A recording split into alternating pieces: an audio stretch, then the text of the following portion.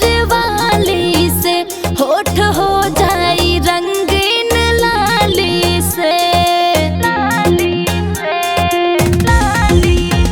घर जाके का बतैबा घर वाली से होठ हो जाई रंगीन लाली से।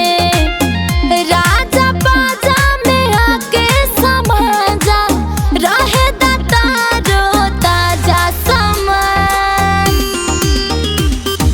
छुअब ढोढ़ी के 1 फुट नीचे हिट हो जाई पूजा।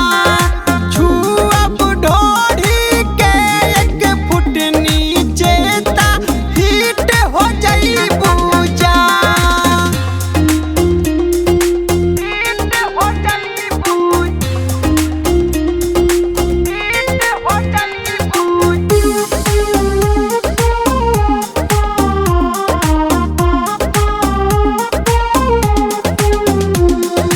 अइबू जे हमरे पलंगिया पे लाग जाई अगिया पलंगिया पे।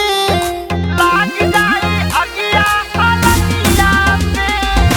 अइबू जे हमरे पलंगिया पे लाग जाई अगिया पलंगिया पे।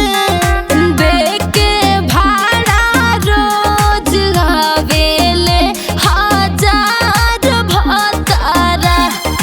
पार कइले बानी अइसन तमाम खतरा।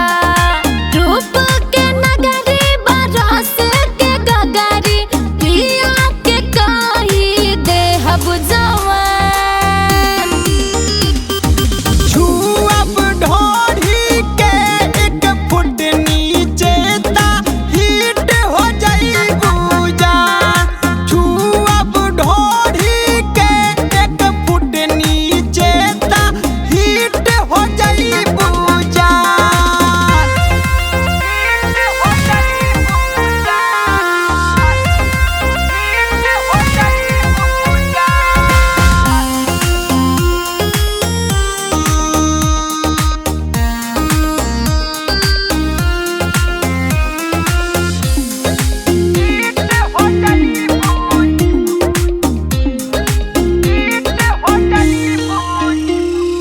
डार दे पनिया मगन कई